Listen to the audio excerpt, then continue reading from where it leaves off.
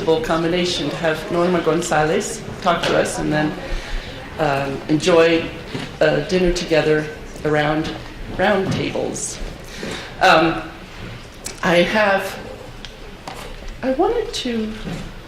still trying to make up my mind whether to, I think I have to do this at the end because they're not all here yet. So what I'll start with is a little greeting from a former forum coordinator who always seems to remember us even, no matter what he's involved in, and that's Fred Erickson, who sends greetings. And yeah. He even said he might be able to come next year, and that's because looks like must be about to retire, because he's sent me two messages. One is that he might be on the East Coast next year and could come, and the other is that he wants me to tell you all that there will be a search at UCLA to fill his chair, which I guess means he's leaving. So, okay, we've got some witnesses here. So. Yes, so the point was to let people know that there will be this George Neller Professor of Anthropology of Education chair.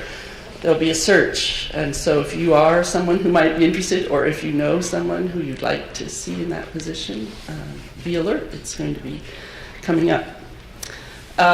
Just before I turn things over to Stanton to introduce Norma, I thought I'd reflect a little bit on some of the things I heard.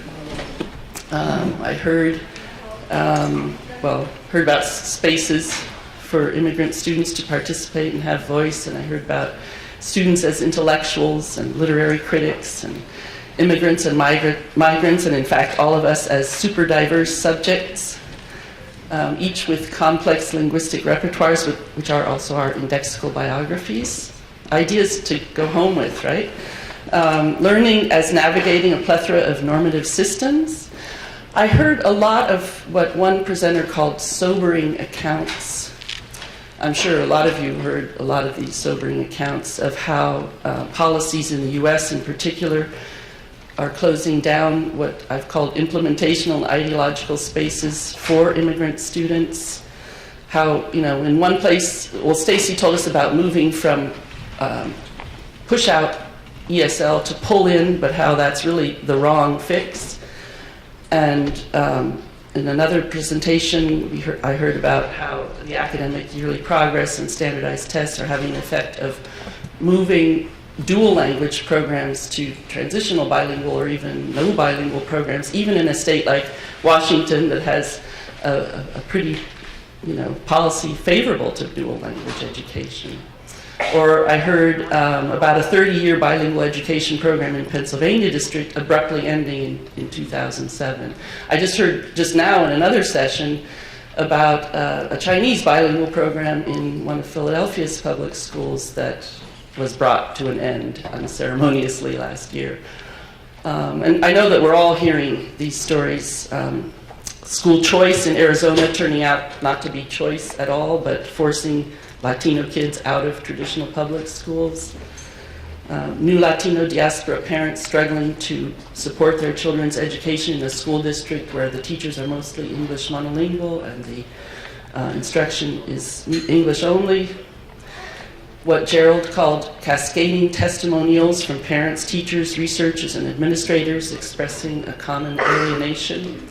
So there was a lot of sobering information, reports from the field that give us a lot of pause. Of course, this is the forum, and we are all activists and social justice, people who really care about social justice. So there was also a lot of evidence of people working to change all that, and proposals of what's needed to create education that works for immigrant and migrant students.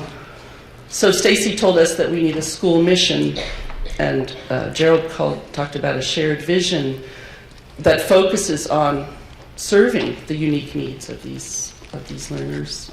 I heard a lot about different kinds of knowledges that, and Stacy called it, complete, not partial knowledge, that we all need, and the ways that we can go about gaining those knowledges and helping teachers, administrators, parents, etc., to build the kinds of knowledges that we need from the ground up. And Jan talked to us about rethinking language competence as layering of knowledges.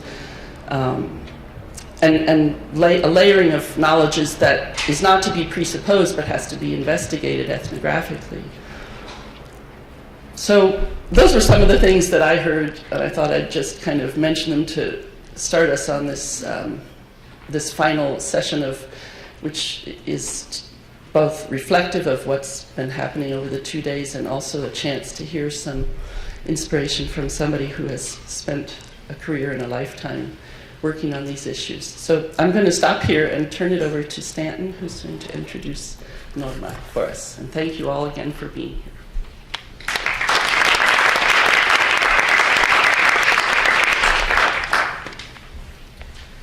So I'm very pleased to have the opportunity to introduce Professor Norma Gonzalez.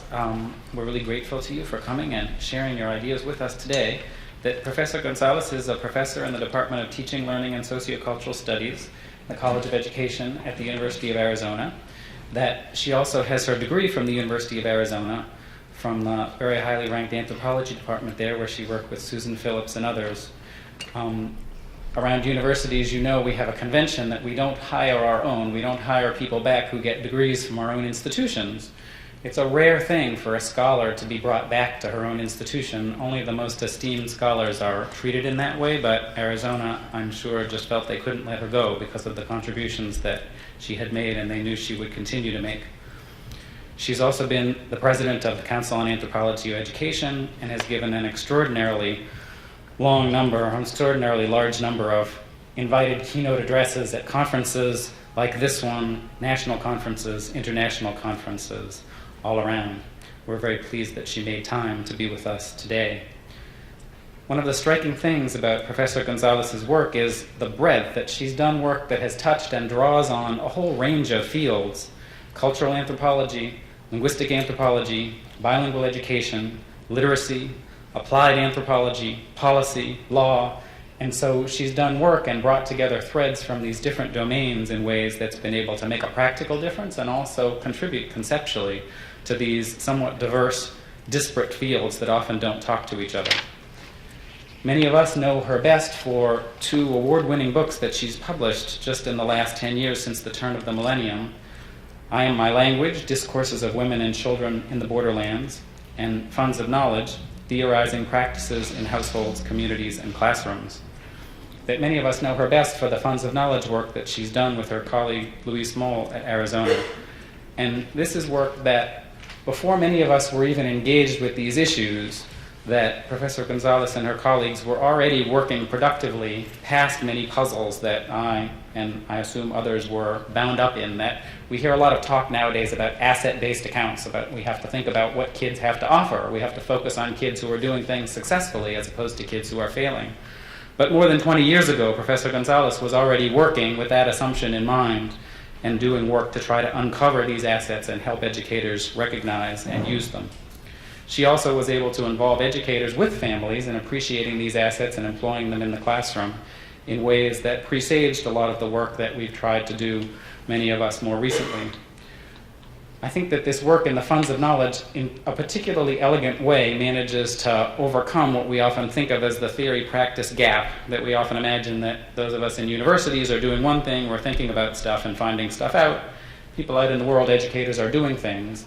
Many of us are a little uneasy about this, but we've spent a lot of time tying ourselves into knots about how do we think about overcoming this gap. That it seems more productive to think about not as a gap so much, because of course, as many people have pointed out, educators do theory too. Educators develop accounts of what the world is like and they gather evidence in order to see whether their accounts match. And we in the academy occasionally even do stuff. And so there's not this qualitative distinction between theory and practice, between us and them, but there's a more heterogeneous set of things, practices, activities, that we engage in the academy and that people in practice also engage in.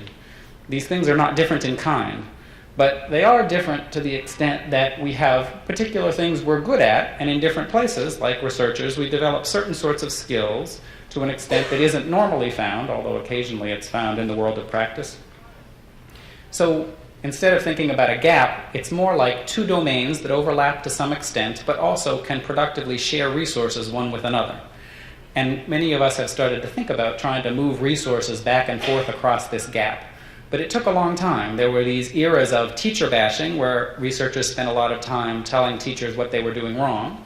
And then there was a backlash against that. I don't know what one would call it, teacher coddling or something, where we were afraid to say anything bad about teachers because we didn't want to be accused of teacher bashing.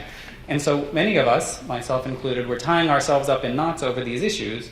But I've been struck in thinking about this and going back over some of her work that Professor Gonzalez had already cut through a lot of this nonsense 20 years ago. This work on funds of knowledge was already involving teachers in doing research, involving students and researchers in ways that changed the researchers, gave the teachers new skills, and was able to contribute to communities. So I think that in that sense, the work was really ahead of its time, and it's been an inspiration to me and many others. So we're very grateful to have you here with us today to speak about placemaking within global flows.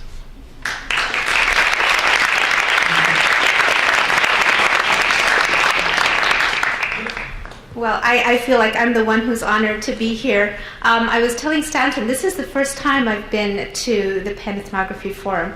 I have a good friend and colleague, Perry Gilmore, many of you whom you know, who was very involved in the beginning of this forum, and it's everything she told me that it would be. It's a nurturing place for students.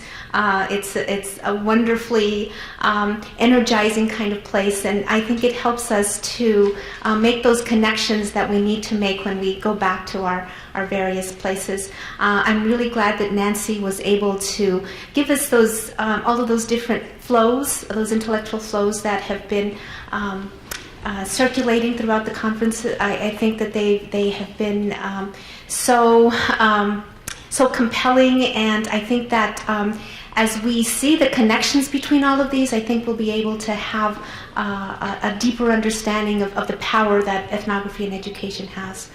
I was really excited about the theme for the conference, immigration and in dynamic times. And I think that, being from Arizona, which is kind of the hotbed right now of circulating discourses about immigration, I felt like this was a time and a place where we needed to really talk about these things and foreground them and make sure that they're front and center to our talk about education. So I want to talk a little bit about the idea that is implicit in the theme of immigration and migration, because more than ever before, scholars are writing in spatial terms, and they're writing in terms of multiple geographies and topographies of contested spaces and identity. And these are often articulated through spatial images such as mobility, location, borderlands, exile, cosmopolitanism, and home. Ethnographic research on space and place is integral to our understanding of locations and relocations, and we have theorized these spatial metaphors that evoke images of movements across time and space. From Giraud's conceptualizations of border crossings, to Baba's in-between and interstitial spaces, to Levin Wagner's legitimate peripheral participation, to Leander Phillips and Taylor's conceptualizations of geographies of learning and mobilities of learning, to Chris Gutierrez's ideas of the third space. These metaphors that we have been living by have engaged with learning and pedagogy that erupts not only in classrooms and schools, but in the everyday and the local, and in the global that is made local. The circulation of people, material things, and of ideas in such zones of passage constitutes some of the central social processes of concern to us. How do the compression of time and space enable or constrain flows of signs, objects, and people? What continues to flow and shape and be reshaped? In these zones of encounter and contact, how are other spaces opened up for thinking across boundaries and frontiers? In much of the work that has examined migration and transnationalism, students are seen as inhabiting diasporic spaces in which they both enact and respond to nation-state political projects. These diasporic spaces mitigate against essentialized binary classifications, and as the anthropologist Michael Kearney explains, these identities escape in part of an either-or classification and become defined more by a logic of both and. in which the subject shares partial overlapping identities. Yet many of the students who inhabit these spaces are on the fringes of state projects, national identities, and global economic networks. They can inhabit institutionalized relations of exclusion as they interact within communities that can be riven by the frictions of inclusion and exclusion. So what I would like to talk about today are the different-sided political practices that underlie the slippages that students encounter as they are caught in the sometimes dark side of global flows. So in doing this, I would like to problematize the spaces of transnational students as being identifiable within fixed discourses.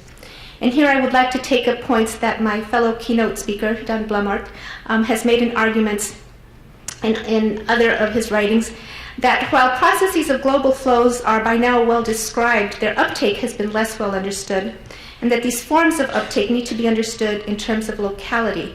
And I think he did a wonderful job yesterday of talking about issues of locality within superdiversity. I agree that we must not engage in binaries which see the local as stable and traditional, or, on the other hand, the effect of deterritorialized placemaking. But rather than an emphasis on globalization as primarily diasporic in nature, I would like to suggest that we rethink prevailing narratives about inclusion and exclusion and interrogate the impermanence of the spaces that students can inhabit and examine the centering and peripheralizing that can occur within these politics of cultural geographies. As ethnographers, we realize that the idea of global flows can also be troubling within the research imagination. As Apadarai has warned us, quote, everyone in the academy is anxious to avoid seeming to be a mere publicist of the gigantic corporate machineries that celebrate globalization. There is a sense, he states, that social exclusion is ever more tied to epistemological exclusion, and concerned that the discourses of expertise are setting the rules for global transactions have left ordinary people outside and behind. For those of us engaged in the ethnography of education, these issues highlight the relationships between pedagogy, activism, and research in the era of globalization, and as Apadarai further warns, the growing disjuncture between the globalization of knowledge and the knowledge of globalization. It's for this reason that as ethnographers of education, we ourselves can inhabit spaces that are themselves recasting boundaries.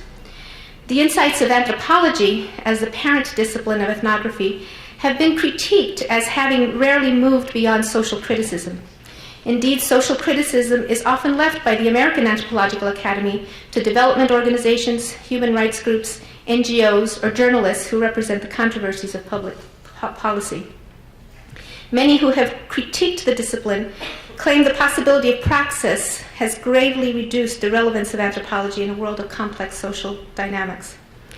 I believe that as ethnographers of education, we are on the vanguard of moving ethnography beyond a methodological tool and to stake its claim as an epistemological stance.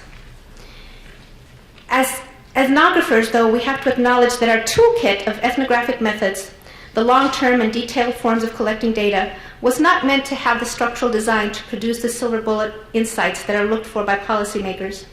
While we have looked to ethnographic methods for complex theoretical articulations, we also have to acknowledge, as the anthropologist Kamari Clark has argued, that to keep all ethnographic insights in the domain of theory and observation and to document various forms of violences and powerlessness often allows the tenets of these reproductions to remain intact. As ethnographers, we can recast the role of ethnography as a technology of knowledge and power whose method is itself a knowledge-producing mechanism. But this is why I would suggest that ethnography not be cast as a methodology, but as a critical perspective that can uncover and contest the old narratives that seem to cycle through even the newest stories. The strength of ethnography, the focus on the microsocial, framed by macroeconomic and political forces, and the analysis of the small site's embeddedness in larger structures of power, is its unique contribution. But in some ways, it is also our weakness. In comparison with the growing tendency to understand and generalize educational processes and success through broad, comparative, and statistical terms, ethnography insists on the importance of context, history, and particularity. So I would like to talk today about two projects in which I've been involved that connect us with the notion of the transnational and underscore the strength of ethnography to uncover those who inhabit illegible or ambiguous spaces, but that also underscores the need for a critical ethnography that imbricates a moral discourse around imaginaries from the margins. Many have talked about a stance of critical ethnography. And this is a critical ethnography that examines the epistemological claims that are made about the validity of certain kinds of knowledges. Although ethnography and qualitative research operate with these very complex historical fields, we can extend our methodologies to incorporate a moral discourse that is embedded in critical research, focusing on equity and justice. And I think we've heard this in all of the presentations, and that's why I feel like the forum is a space where these issues can be claimed. We can locate our methodological stance as an acknowledgement that language and education policies are not simply official, but that these governmentalities are the accumulation of circulating discourses around language, immigration, globalization, and nation-state formation. But more importantly, I think we have to recognize that research is a responsibility. As critical ethnographic researchers, we have to acknowledge that a praxis-based ethic that foregrounds responsibility to the communities that we research, responsibilities to the individuals with whom we engage, and responsibility to contextualize our research within the stories of those whom we tell. So the first project that I would like to set the context for is work that I have done together with my colleagues Mary Carol Combs at Arizona and Nina Rabin from the College of Law at the University of Arizona. And this is work that we did in 2007, which was the 25th anniversary of Plyler v. Doe, which, as you know, was the Supreme Court decision which allowed access to a free public education for all students, regardless of documentation or not.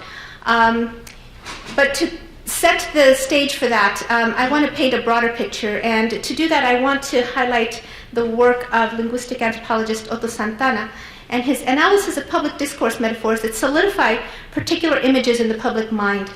This is context that reminds us that the metaphorical crossing of borders is neither effortless nor unproblematic, and that we must be aware that to cross borders implies a position of privilege. One pervasive theme that Santana identified relates to the metaphor of dangerous waters, as these global flows of people are not seen as neutral and denote the unleashing of the unstoppable forces of nature. Metaphors we hear, such as the image that the country is awash under a brown tide, the relentless flow of immigrants, like waves on a beach, these human flows are remaking the face of America, are compounded by newspaper articles that proclaim a sea of brown faces marching through downtown, and of course the ubiquitous quote about foreigners who have flooded the country. One Arizona legislator has referred to the tsunami of illegals crossing daily. So how does this ontology of immigration as dangerous waters create indexical linkages within the public mind? For Santana, a semantic mapping of uncontrolled flows of water relates these as dangerous, a threat, and must be subject to control. But more importantly, references to uncontrolled nature erases the individual, the personal, and the human into an aggregate that is faceless, nameless, and undifferentiated. The metaphor desensitizes us to the individual lives, struggles, and journeys that are masked by this public erasure of their humanity. So because I am from Arizona, and you know what has been going on in Arizona, I want to, again, paint a little bit of the picture of the very painful context for the polarizing debate on immigration. And I want to frame this within legislative enactments that have responded to these global flows in punitive and antagonistic ways. A series of anti-immigrant bills have been surfaced in the last years that leave no doubt about the messages that students and children will have instilled in their formative years. As you're undoubtedly aware, in 2000, Proposition 203 dismantled bilingual education in form of an unproven structured English immersion program that is now mandated in all schools. It's actually being replaced by a 4-hour block right now. But it codifies the assumption that one must erase a child's first language in order to teach a second, and that to speak 2 languages frays the fabric of the nation. Proposition 300, passed in November of 2006, withholds public child care and higher education scholarships and tuition loan assistance from undocumented students and their families. This law is especially pernicious in its effect on young children, many of whom were brought to this country as young children. These particular anti-immigrant measures that penalize students beg the question for teachers, as can teachers realistically preach education to students as a way to better their lives when even community college, which could be an option, would mean out-of-state tuition and no financial aid for an undocumented person? Why bother with AP courses and college preparation? this foreclosure of educational futures truncates students' aspirations and interrogates the democratic ideal of education as the great equalizer. In 2007, the Arizona State Legislature passed House Bill 2779, the most restrictive employer sanctions law in the nation. Another bill prohibiting landlords from renting to undocumented immigrants was introduced in the Arizona House of Representatives. And these laws collectively have affected state services previously available to all residents, including individuals without legal documents. More dramatically, the chilling effect of SB 1070, which sought to give local police the authority to ascertain immigration status, has had repercussions not only in the state of Arizona, but nationally and locally. In this year, Senate Bill 1308 and 1309, which together are designed to deny citizenship to the children of illegal immigrants born in this country, and SB 1405, which would prohibit hospitals from providing non-emergency care to illegal immigrants and require officials to call federal immigration authorities, were introduced. So that means that children who are born in this country are not allowed to be citizens of the country in which they were born, which makes them citizens of nowhere. And just when we thought it couldn't get any worse, it did get worse. On Monday of this week, legislation was introduced to completely ban illegal immigrants from state universities and community colleges. Current law says that those who cannot prove legal presence in this country cannot get the discounted tuition available to Arizona residents, but they may enroll if they pay the full out-of-state tuition. This bill closes even that possibility. A further bill introduced at the same time makes it a crime for undocumented persons to drive in Arizona. But rather than simply turning the motorist over to federal officials, it requires that anyone found guilty be sentenced to at least 30 days in jail. The measure would also require a judge to order the driver's vehicle seized and sold, with the proceeds being used to help balance the state budget. So, having your vehicle sold for many of these people is tantamount to your life savings being wiped out, and a life savings that came at a great cost and backbreaking labor. So included into this new slew of bills, for us as educators, there's another bill that is even more problematic, our new public school reporting requirements. So under the current law, as you know, under Plyler v. Doe, parents need only provide some proof of the child's age, and this can be anything, such as a certified copy of a birth certificate. But right now, nothing requires that the birth certificate be from the United States. This bill, SB 1611, alters that list, with a parent now having to provide a birth certificate from U.S. states or territories, a U.S. passport, a certificate of naturalization, or one of several other documents. So again, the reporting requirements build up barriers for parents accessing schools.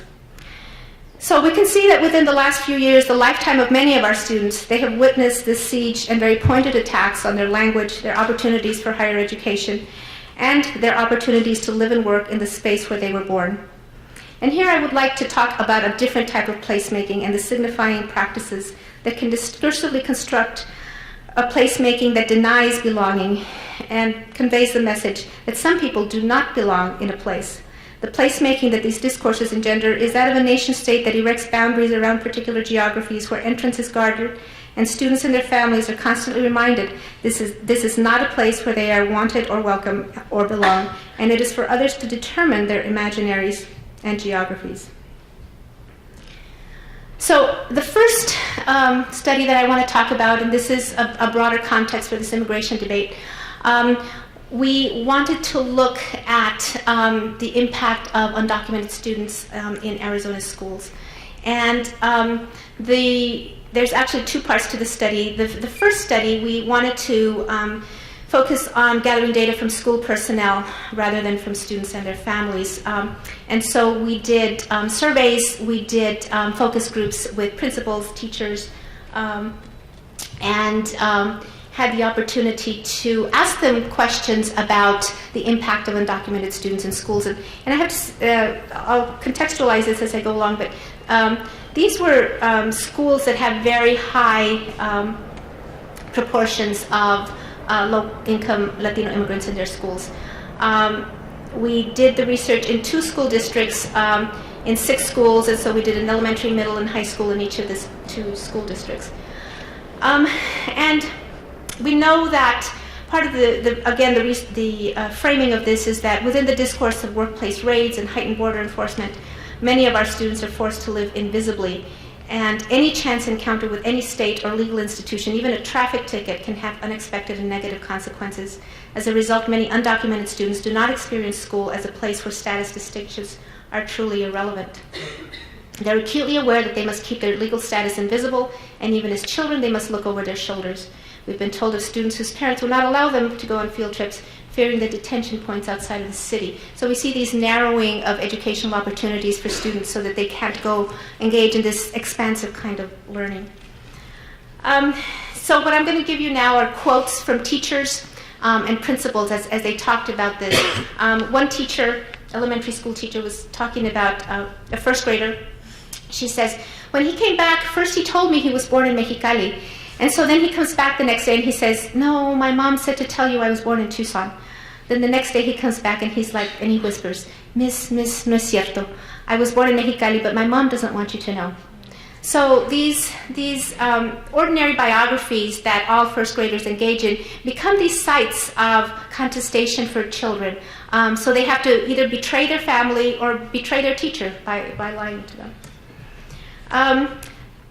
Also, we talked today about students as social theorists, and teachers are also social theorists. And it's interesting how in these narratives that teachers construct, how they have a very clear insight to what is going on in their schools and construct these geographies of difference. So notice how geographies of difference are talked about with these teachers. This one teacher said, I was in a desegregation school where kids from close to this part of town were bussed over, and it was very much, those kids shouldn't be here, they should speak English, they're dirty, their parents don't volunteer, they don't do their homework, and it was very separate. There was probably a mixture between documented and undocumented students in their group, but they were definitely categorized as the ones whose parents didn't care, that didn't come to school. All of the negative stereotypes that we probably heard were definitely being used in that building at the time. And so I think it kind of depends on where you're at. And this school's culture definitely doesn't support that kind of behavior from the professionals that work here. So setting up the sense that the administrative and principal's stance really determines the climate of the school, that over there, all of these deficit discourses were circulating. Over here, there's something that these discourses would not be tolerated. Again, these geographies of difference, seeing over there and over here what's going on. This middle school teacher talks about the social capital that parents can enact.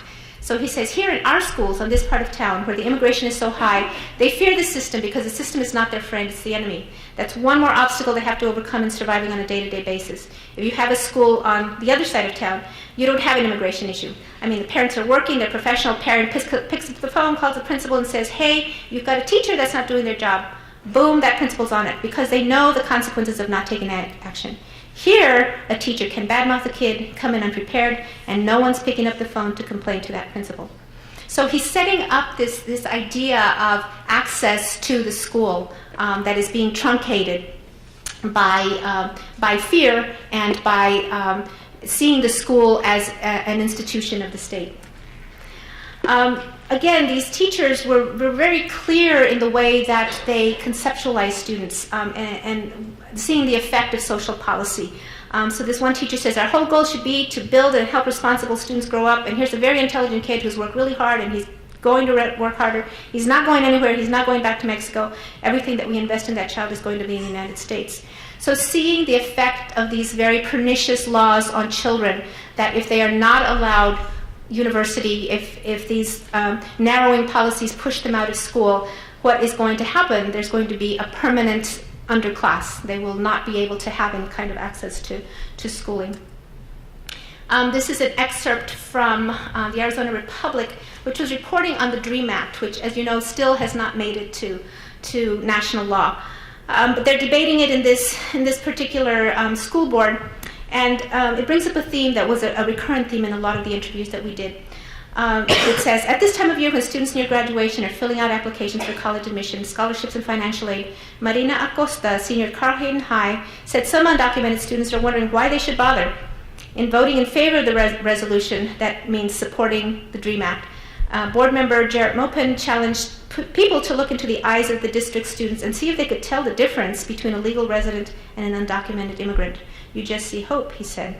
And this was a theme that came up over and over with the teachers, is that how do you know if a student is documented or undocumented? You don't know. Their histories can be very similar.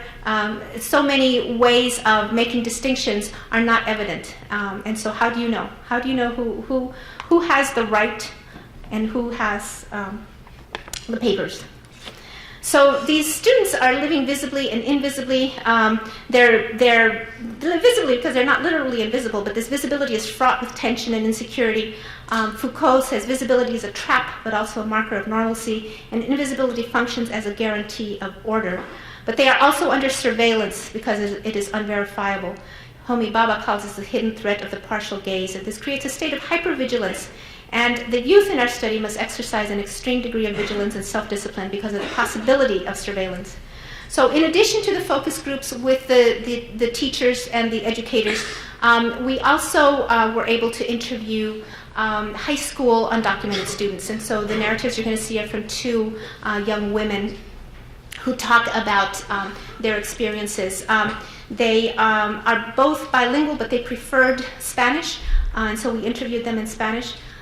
And so they indicate that the kind of surveillance that they feel like they're under. I like to honor the language in which the interview was done, so I'm going to read it in Spanish and then do a quick translation. Hace poco salió una ley de que tienen que checar los papeles de las personas que están trabajando. Me afectó mucho porque mi mamá, si ella no trabaja, o mi papá, pues, ¿qué vamos a hacer si ninguno de los dos trabaja? A little while ago, a law came out requiring that the papers of everyone working had to be checked. This affected me a lot because my mother, if she doesn't work, or my father, what are we going to do if neither of them can work? And then she says, para poder trabajar, mi mamá ya ha salido de 3 trabajos porque esta ley que le piden a los trabajadores el número de seguridad. Tenemos miedo de que pues se salga porque es la única que está trabajando. También tenemos miedo porque ahora están viendo una ley que quieren pedir los números de seguridad para rentar vivienda. So in order to continue working, her mother has had to leave 3 jobs because the law asks workers for their social security numbers. We're afraid of her having to quit again because she's the only one working. We're also afraid because there's a proposed law that asks for social security numbers in order to rent a place to live. This is the law that I referred to previously. But notice that, again, the truncating of opportunities. She has to leave the job because she doesn't have social security number. She's out of work, has to move to go to a cheaper place, but then can't move because they're afraid that they're going to require documents to even rent. And then this tension about always being vulnerable. En los departamentos donde vivo hubo un pleito entre unos muchachos y una señora. No sé por qué. La señora sabía que no eran de aquí y llamó inmigración y los reportó y se los llevaron. In the apartments where I lived, there was a conflict between some boys and a woman. I don't know what it was about. The women knew the boys weren't from here, so she called immigration and reported them. And the immigration authorities took them away. So there's always this threat, that even a minor altercation can have vast consequences, not only for them, but for their families. And this is also a theme that came up often, and it's really heartbreaking. She says, una prima de mi tía nos dijo, si algún día pasa eso, que se llevan a su mamá, véngase a mi casa y yo los cuido hasta que terminen su escuela. A cousin of my aunt told us that if one day something happens and they take away your mother, come to my house and I will take care of you until you finish school. So this threat, and teachers told us about families having these contingency plans. If one day children came home and the parents were not there, what do? And this is what they were told. You go to an aunt's house, you go to a cousin's house, and you stay there until you hear from us. And so these kinds of things are just heart-wrenching to think of children coming home, their parents are gone, and they don't know where they are. So in the sense of coming up with how students navigate these tightening of surveillance, we know that resistances erupt, and so these are 2 examples of the protection networks that they have been able to navigate. These are 2 stories from the 2 different girls. So Graciela says, y todos mandaron mensajes, los texts, y había locaciones en migración por las calles.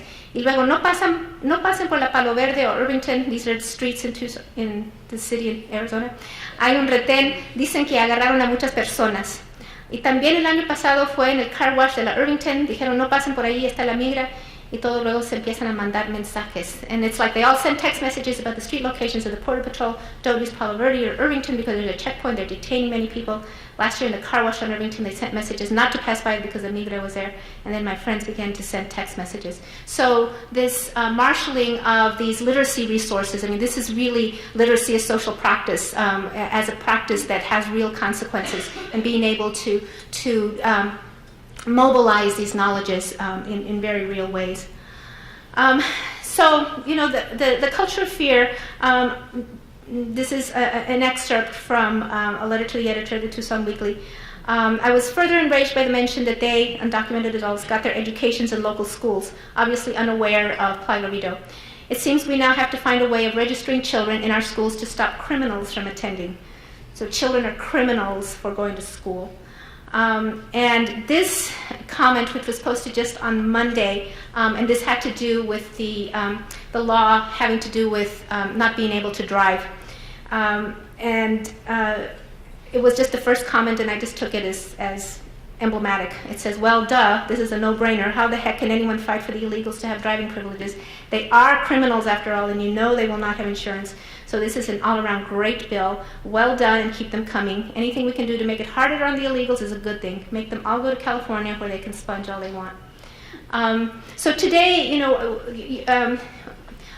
we heard talks about these different parallel narratives where immigrants see themselves as hardworking, as trying to do the right thing, as trying to provide for their families, and then this other narrative which casts them as criminals, casts them as sponging, casts them as threats to the state. But what can schools do? What can schools do? And I think in this conference we've seen some really compelling examples of counter-narratives and ways that teachers are able to counter. And this is one example of one principle. Speaking back to those kinds of discourses. This is a teacher remembering what a particular principal did. She says, I still remember once, and this is way back when Mrs. P was principal, a Border Patrol officer pulled into the parking lot after school. After school, mind you. And he pulled in because he had a flat tire or something. And she was out there going, get out, get out. She was like, move it, get out. She did not want him anywhere near the school because she didn't want any of the kids to go and say, hey, I saw La Migra at the school. She didn't want any of that. I think that's the whole kind of thing where the community knows that our school will not say anything to immigration or to Border Patrol. They realize that we're totally confidential. So it is possible for schools to be able to establish a set of practices where children can feel that they are being protected, where they feel that there is a sense of their well-being. So that's kind of the another sobering story, as Nancy said, just very sobering.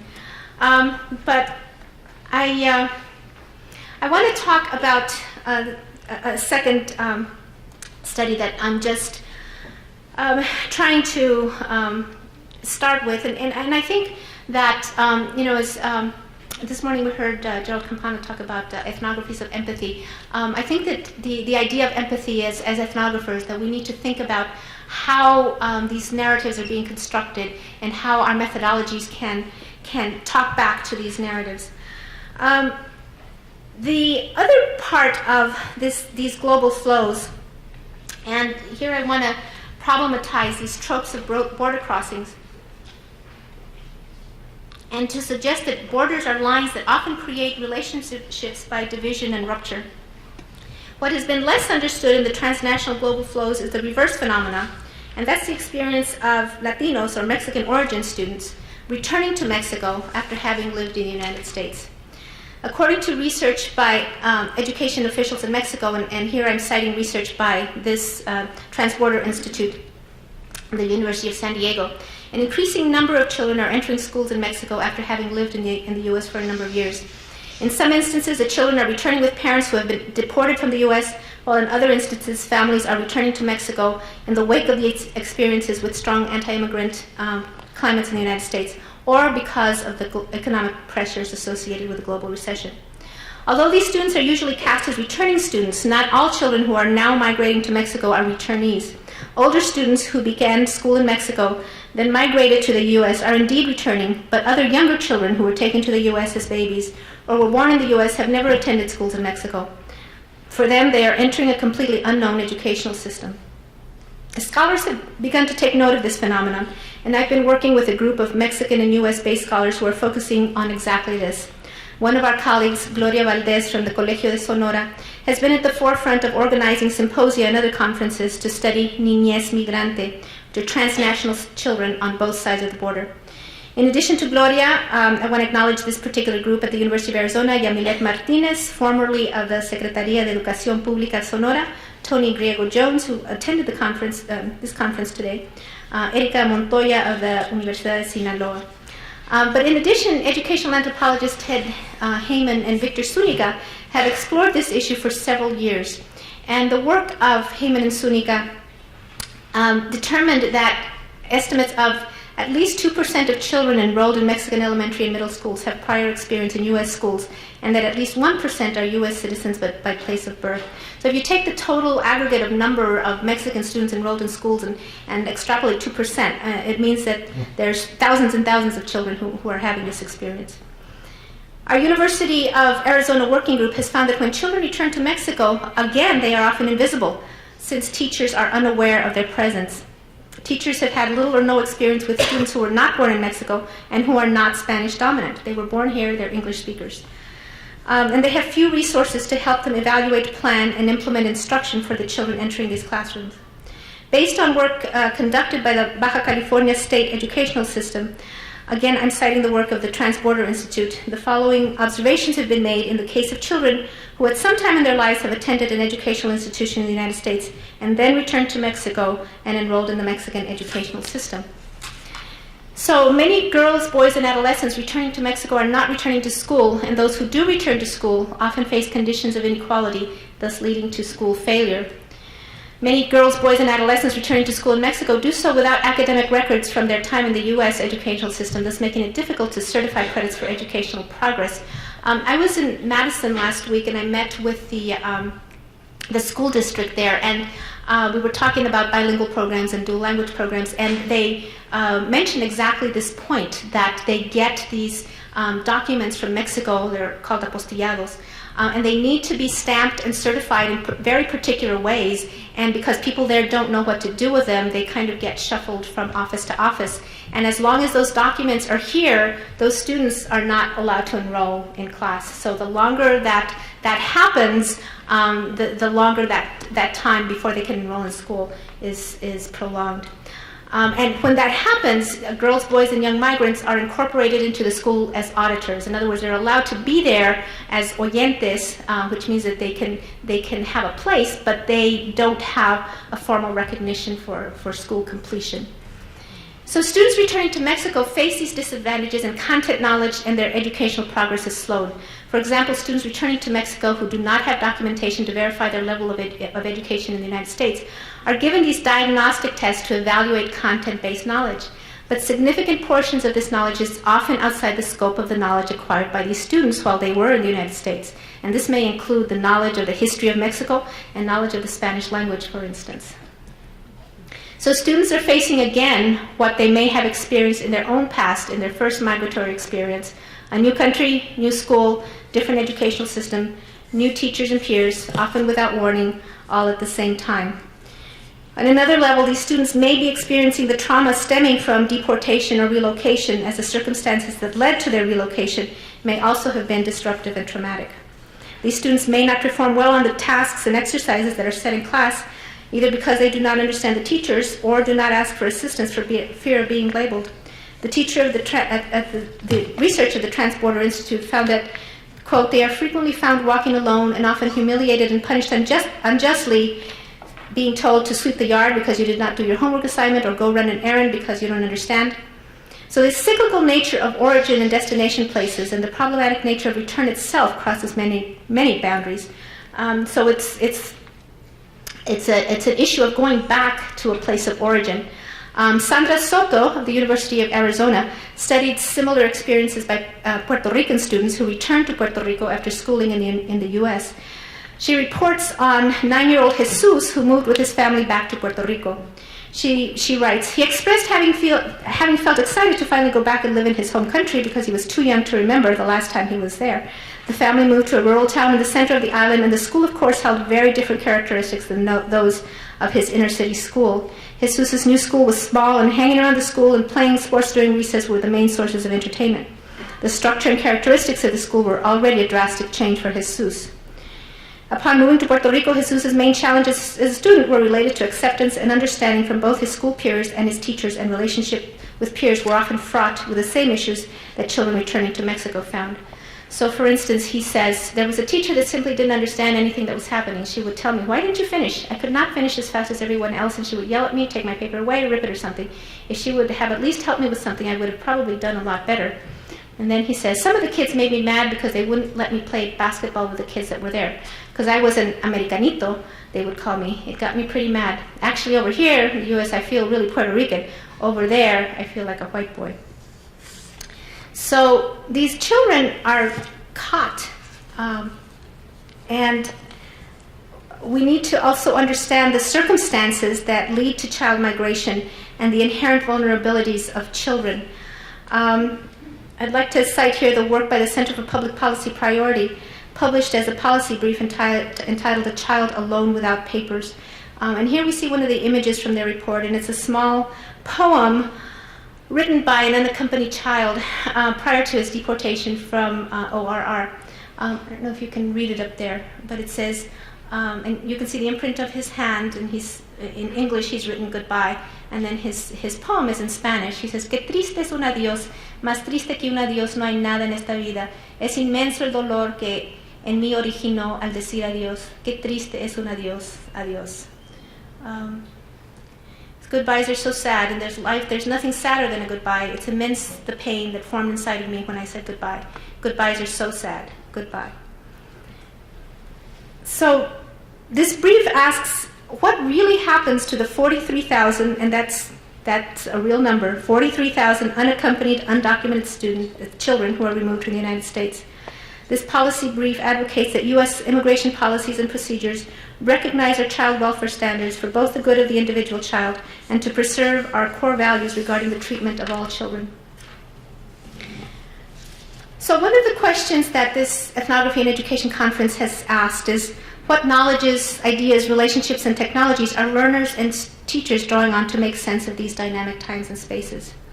I would like to suggest, as Heyman and Zuniga have also stated, that transnational students with experience in 2 or more school systems do not see large portions of their biographies and identities reflected in the everyday practices of school.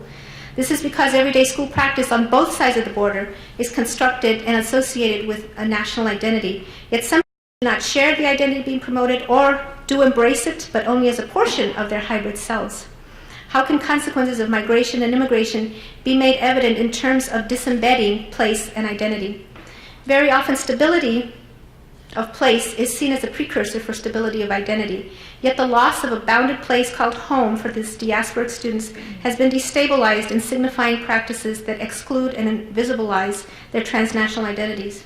Their movements and migrancies belie the fact that mobility, their mobility are not the privileged flows of the elite sphere who share a different experience of transnational social fields connected to business, academia, the media, arts, and international politics. So how then can educators at all points in the direction of global flows be responsive to these transnational biographies? From an educational standpoint, we can see that these children can suffer regardless of the direction of their migration. At present, neither government has adequately addressed the educational implications of the transborder phenomena between the U.S. and Mexico. Both governments celebrate inclusiveness while unevenly structuring the conditions for inclusion. Both adhere to neoliberal logics that attribute blame, responsibility, and value only to individual effort. So this conference has highlighted how dynamic flows shape who our current students, teachers, and families are. We must remember, however, that these dynamic flows do not exist in a post-national world, but one in which states, as well as local actors, creatively reimagine and reassert their identities. We must challenge the visibility-invisibility binary and look to the ways in which students negotiate conflicting identities through their abilities to be seen or hidden. The mere presence of these students can be seen as a disruption of social meanings and established senses of what constitutes place and identity.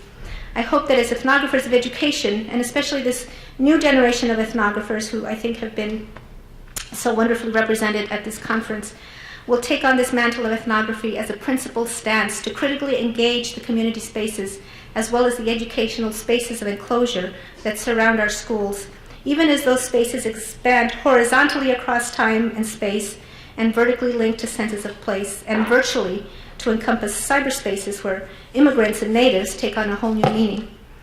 So I'd like to wrap back around to the ideas of an engaged ethnography and of education. An ethnography that does not stop with painting the picture, however descriptive and deep that might be, but an ethnography that embraces advocacy and engagement. I think the Sobresalir video that we saw yesterday is a really stunning example of that, where not only is it wonderful ethnography, but it's used as an entry point to mobilize knowledge that is that can help instantiate different kinds of change.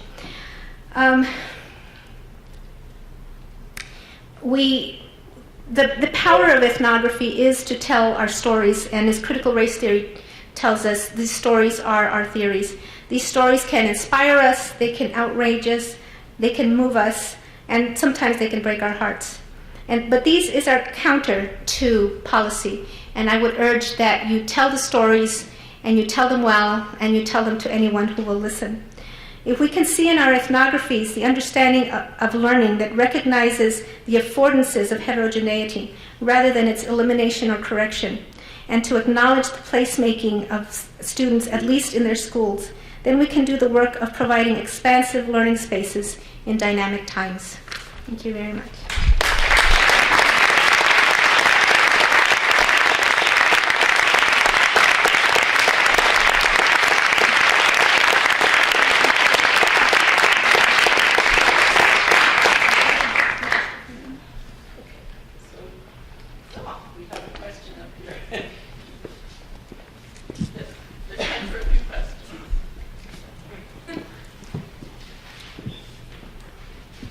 First, let me thank you for an extremely moving and sobering account of where we are, and to the extent that we need a purpose. I think you gave us a very, very clear picture of it.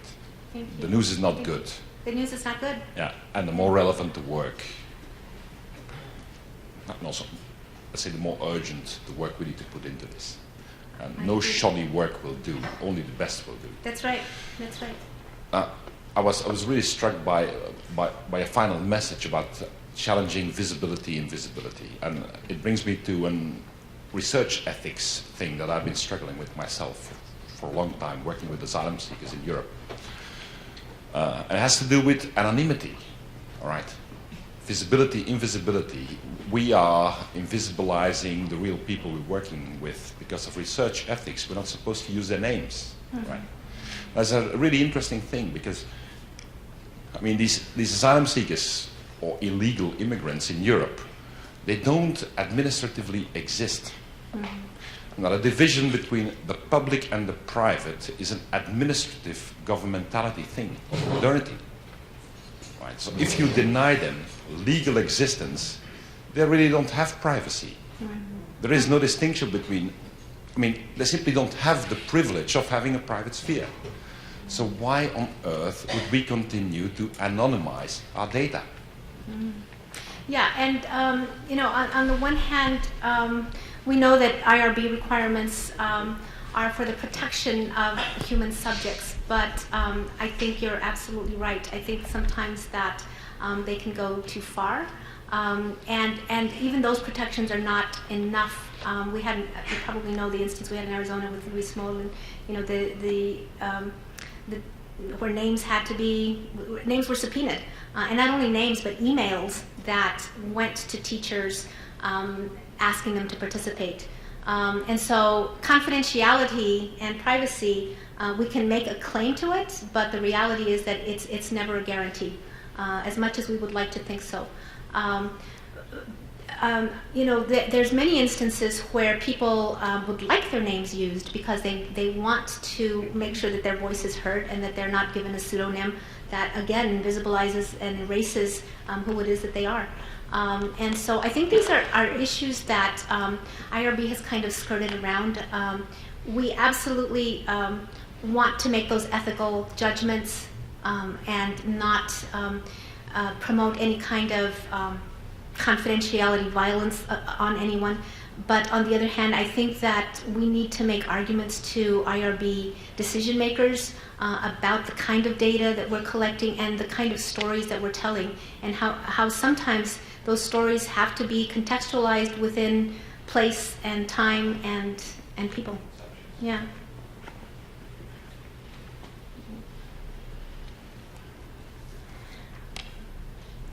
I think we're ready for dinner.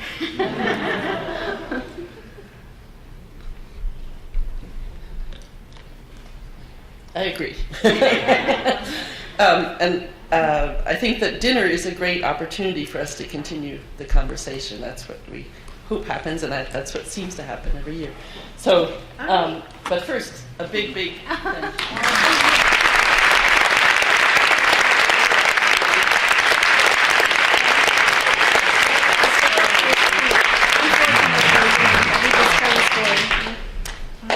Thank you. You told the story powerfully and beautifully.